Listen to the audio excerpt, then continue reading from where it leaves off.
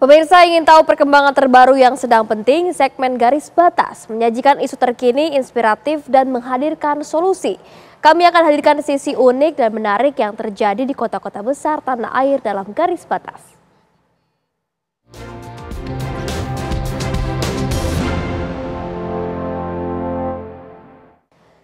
Ya pemirsa, dalam beberapa tahun terakhir, eksistensi kelompok LGBT semakin terlihat di ruang publik. Mereka semakin percaya diri untuk menunjukkan identitas di media sosial maupun dalam kehidupan sehari-hari.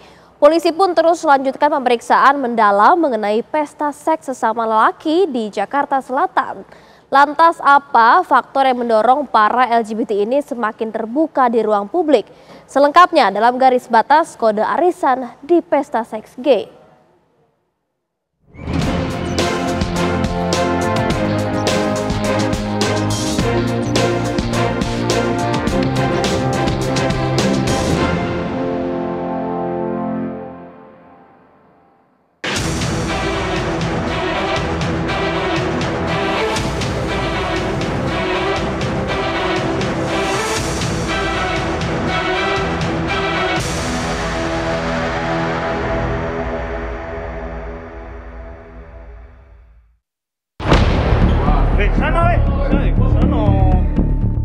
Akhir-akhir ini, kelompok lesbian, gay, biseksual, dan transgender atau LGBT semakin banyak ditemui.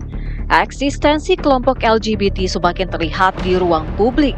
Mereka semakin percaya diri untuk menunjukkan identitas di media sosial maupun dalam kehidupan sehari-hari. Akhir pekan kemarin, Polda Metro Jaya menggerebek 56 pria peserta pesta seks sesama jenis dari sebuah apartemen Jakarta Selatan. Petugas menggelandang 56 laki-laki dari sebuah unit apartemen di Kuningan Setiabudi, Jakarta Selatan. 56 pria ini langsung dibawa ke Mapolda Metro Jaya setelah tertangkap mengikuti pesta seks sesama jenis atau gay.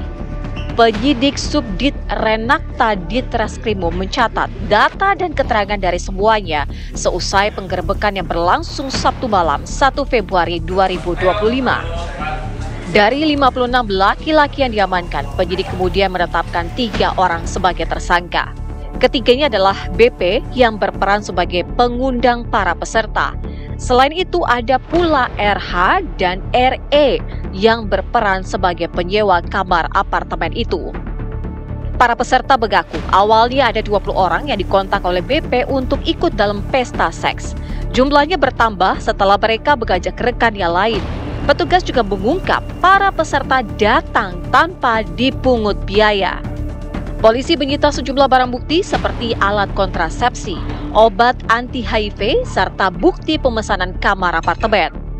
Fakta yang ditemukan, seperti yang kami sampaikan kemarin, bahwa ajakan untuk melaksanakan pesta seks sesama jenis laki-laki atau gay ini dilakukan oleh salah satu tersangka yang menjapri 20 orang. Ya, dari 20 orang itu kemudian menyebar lagi ke beberapa orang hingga akhirnya terkumpul total ada 56 orang termasuk 3 tersangka yang menyelenggarakan. Sampai dengan saat ini faktanya yang ditemukan adalah dasar dari para pengelola atau inisiator event ini itu tidak mendapatkan keuntungan secara finansial karena yang datang itu tidak dipungut biaya, hanya berdasarkan alasannya untuk kesenangan dan kepuasan saja, ya. Namun sekali lagi penyidik masih terus mengembangkan. Polisi pun menemukan fakta di mana para pelaku pesta seks sesama jenis yang terungkap di Jakarta ini memakai kode arisan untuk mengumpulkan pesertanya. Pengakuan tersangka ada kode arisan dan event. Polda Metro Jaya juga mendalami resiko penyakit seksual menular atau HIV dalam kasus pesta seks sesama jenis di sebuah apartemen di kawasan Rasuna Said, Jakarta Selatan itu.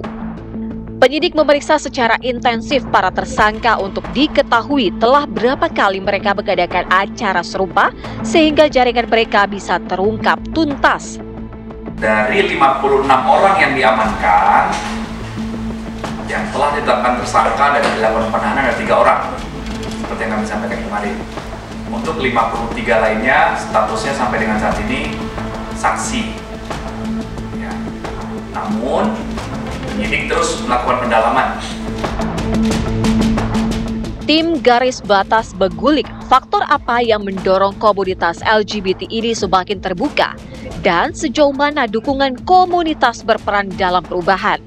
Lantas, apa faktor penyebab adanya LGBT? Apakah karena lingkungan dan gaya hidup? Lingkungan berpengaruh. Cuman karena dari perspektif psikologi, kami tuh juga sangat menghargai keunikan individu gitu. Artinya apa? Artinya setiap individu itu punya keunikannya masing-masing. Potensinya, pembawaan genetikanya, pembawaan potensi dirinya secara original, kepribadian, karakter. Nah, itu tuh mempengaruhi bagaimana imunitas kepribadiannya tuh bisa terbentuk gitu loh. Tapi tetap yang harus kita dalami adalah per individunya, entah dari pola asuh, parenting seperti apa, sex education-nya seperti apa, tingkat intelektualitasnya seperti apa, bagaimana di masa lalunya, apakah ada pengalaman traumatis seperti itu. Oh, ini individu nih punya imunitas secara fisik nih. Sama kepribadian juga punya. Nah, itu dibentuk dari proses manusia ini hidup dan tumbuh sampai akhirnya ketika di lingkungan, dia seperti apa nih? Lingkungan ini sharp akan membentuk dia terhadap kepribadiannya, ataukah dia akan ngeblend sama si lingkungannya ini tanpa paham siapa dirinya gitu loh. Bahwa ketika mereka berkomunal gitu ya, ada orang nih senasib gitu. Nah, akhirnya membuat mereka tuh lebih berani menampakkan dirinya atau identitasnya gitu. Alamiah secara society ya, secara norma masyarakat, bukan alamiah secara biologi, tapi lebih ke masyarakat.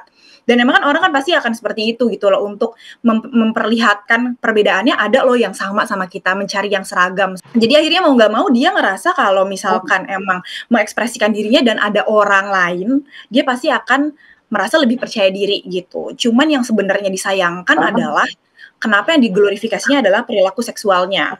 Padahal kan sebenarnya yang harusnya diglorifikasi itu lebih ke aktualisasi diri kita sebagai manusia ya. Terlepas dari apapun orientasi seksual kita.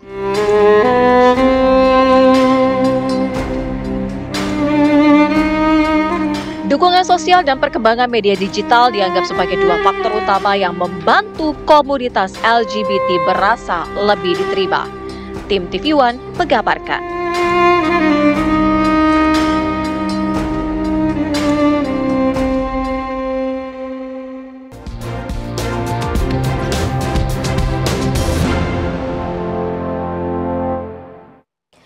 Ya, pemirsa, KNKT hingga kini masih melakukan identifikasi mengumpulkan data-data faktual dari kecelakaan lalu lintas di gerbang tol Ciawi 2. Proses identifikasi ini meliputi pemeriksaan kondisi pengemudi hingga kondisi kendaraan.